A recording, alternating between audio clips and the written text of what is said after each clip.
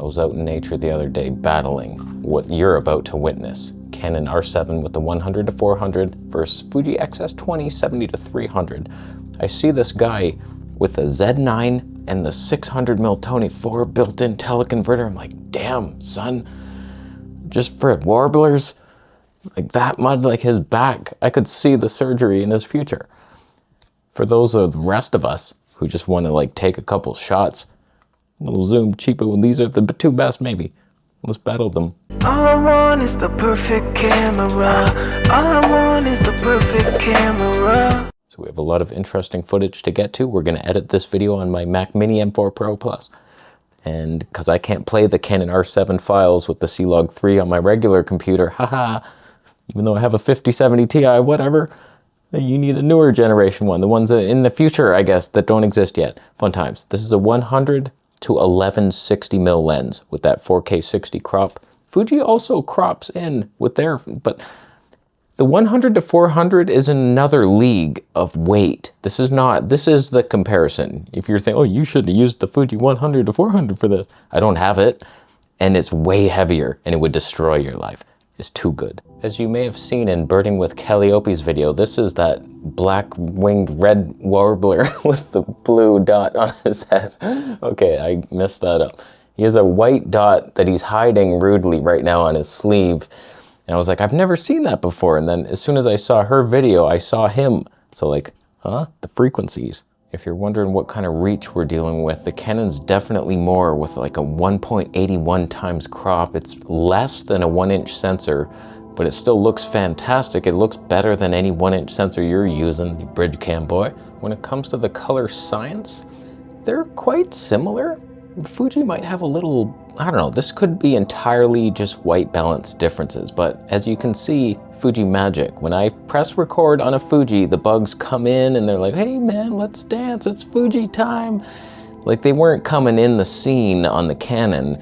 I don't know what it is about Fuji magic. I was talking with a lady out in the wildlife universe. She was wondering what I was doing with these two cameras. I told her I'm making a comparison video on cameraconspiracies.com if you want to subscribe. And she said, which do you think is going to win? And I was like, good question. I think the Canon's more polished. It's going to have better autofocus. It should be better, but there's something magical about the Fuji. And she's like, what's that? Like, the animals perform for Fuji whenever I pick this one and shoot. She thought I was batshit crazy, but I'm right in the end, in my straitjacket. When it comes to the macro capabilities of these two lenses, very similar. Both are kind of known for this type of zoom range. Like it's very good macro, way better than the primes.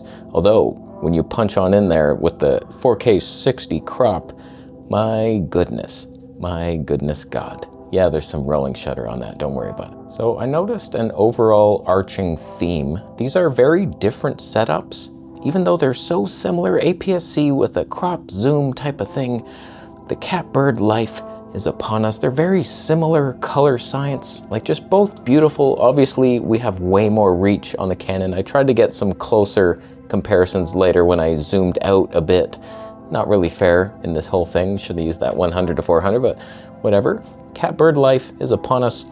They were both good. I found Fuji seems to be a bit more stable. I tried to crop the Fuji in post to see like, hey, we're matching. Not really. No, it doesn't look quite as good, but it's close. Here was a completely backlit, like these guys looked like silhouettes to me, and I do believe Fuji is able to bring back the shadows a little better. Dynamic range victory, Fuji magic, of course. He flew up. It's funny, whenever I compare Fuji to anything else, I'm like, damn, I prefer the Fuji so much, but when you compare Fuji to Canon, you finally met your match in the color science arena, so it's like, there's no real huge advantage, but magical moments do occur. Like when you're Karate Kid style on a perch, like you're about to Hayuki chop your blonde foe, like yeah, Fuji will get that for you. And this is autofocus. I was surprised, like the XS20 is good at autofocus for wildlife.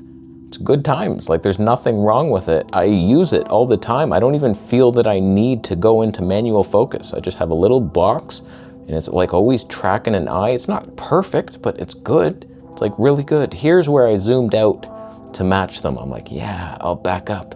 Take that.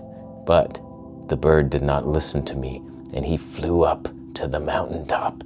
And now, yeah, more reach is just better. That's what we're learning in this comparison. No matter what lens you have, get a better one with longer reach. That's all we know for sure.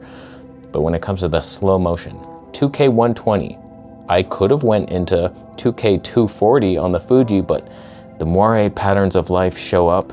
And if I'm pixel peeping this thing, they both look good.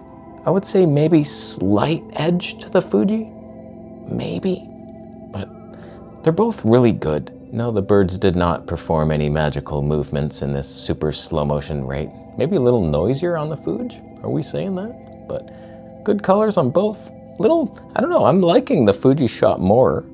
I don't know why. If you had just made better looking 240p, I would be already shopping for that 500mm prime. Could you even believe it? With this thing, it's a pleasure to use. I do prefer using Canon, just the buttons are better. I don't know, everything about this nipple dial, the mode switch up here is one finger, easily. Everything is so reachable, like best ergonomics in the business versus, I don't know, man. This is not so much it's too hard. It's not fun to click with one finger. It's more of a reach, and it's pretty far out there. It's a thumb stretch waiting to happen. Not a lot of buttons. I don't know, it's not as fun, but both good, light. But man, the only option for Fuji really, if you're taking this serious, I think the Fuji XH2S fixed the moire patterns in the 240p, but it's an extra crop and it's noisier. It might not look great, but that plus the 500, then the cinema's yours. And you're getting the reach. That's some serious reach. And then I do believe if I used that versus this Canon with the ghetto zoom, then Fuji would have won. But it didn't. Yes, I'm in my kitchen cooking right now. I do other things than make videos, you know. How do you think I nourish this body to produce so many videos? I saw that muskrat again. I was like, oh goodness, it's so cute. I got way better footage than this, obviously. It's about to hit you on the head. He was going onto land, grabbing some twigs and leaves, and then swimming back into his little dam. And it was like the cutest thing you ever seen in your life. Oh, he was floating. He was looking up at me. He was like unconcerned at all. Like there was another couple, that guy with the 600mm 24, and like he walked right up to them. Huh? Look at these options. Got the R7. This was very similar. I think the Fuji looked better. I don't know why. Could be because I'm behind reeds. Don't worry about that. But not bad, Fuji. Not bad at all. That was better. Just better lighting. Lighting matters sometimes. Here's an interesting moment. Duck with red-winged blackbirds and turtles. Wow, everyone getting along together. That's amazing. And then we switch on over to the Fuji for way less reach and a worse shot in general. And the blackbird did not even want to be a part of it. He left. He was like, no thank you to that. You know you need more reach. And then I was able to perfectly capture warblers flying, and every second was in focus, and it was a fun experience for everyone. Then we moved on to something a little harder because that was too easy. You know, these are very comparable systems. They're like debatably close. The autofocus, I worked out some kinks. We got animal eye detect now on the Canon R7, and it was working quite good.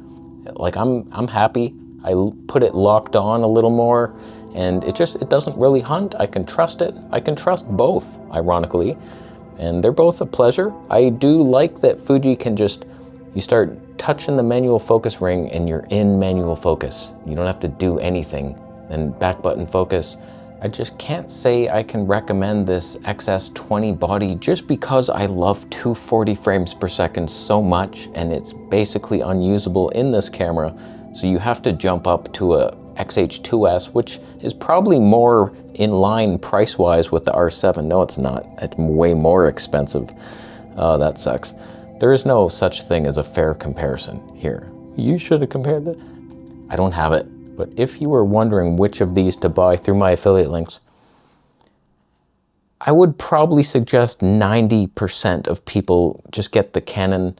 It's as light, almost like basically the same. It's just the stabe's a bit better on the Fuji, and I think I prefer the colors, but they're very close.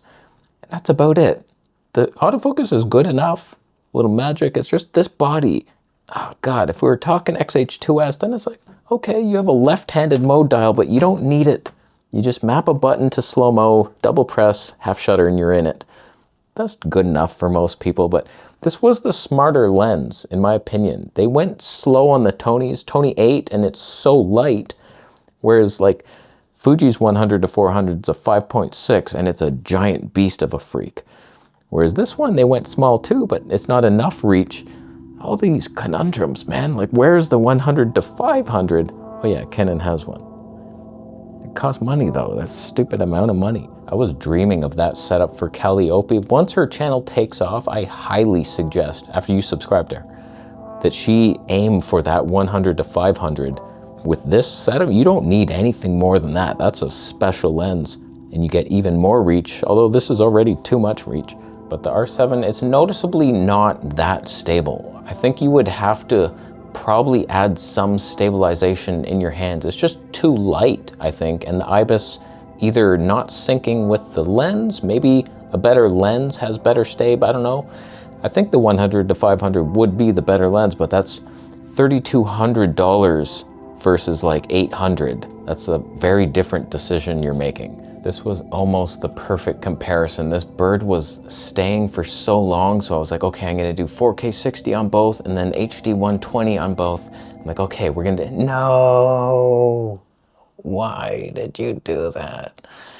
So I couldn't quite get it, but you can see the crop is very similar now in the HD slow-mo, because there's a higher Fuji crop versus the 4K 60, the Canon's like way punched in there. And last shot of the day, little sparrow action. He noticed a bird flying. He's like, look, a bird. Wow, they go birding too. And on the Fuji, little better colors, little way more stable. It's just, I don't know why Fuji has way better stab. When Canon full frame stab destroys both of these, it makes no sense. There's hammers all over the place, but yeah, maybe a little magenta touch on that R7. This is definitely a viable option for professionals even. Just the crop sensor APS-Cs with their little light zooms. I, for some reason, got it in my mind like I need a prime with full frame and it's gonna be magic. And it is magic, but this is totally good enough. You get plenty background separation, like totally, and super lightweight, fun, actually. The competition to both of these would be a 6700 Sony, disgusting color science with a 70 to 350. And they have super crops as well. That would be absolute glory.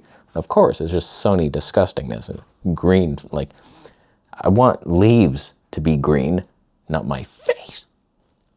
And the most ironic thing about Sony greens is like they're this mucky mud orange, like a brown, like it's yellowy leaves of disgust and hate. And what's the word? Like revenge? That's probably not it. Deceit? Not good. So like maybe the stab would be worse as well, but it's hard to bring yourself to that. When I had the Sony a7S III with the 200 to 600, you're asking me to downgrade to an APS-C, so no thank you. So who do you think won the battle today? If you haven't seen, I've already compared both of these setups with regular lenses doing this type of stuff and then outside. So we've done a couple comparisons. Who wins overall? Fuji? Fuji actually had the better autofocus outside. Canon was hunting. For what? There's no fish. Go vegetarian. You're a loser. You're destroying our world. I'll leave.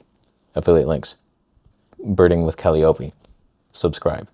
And I will leave you. Thank you. Bitcoin. So, Carol, man,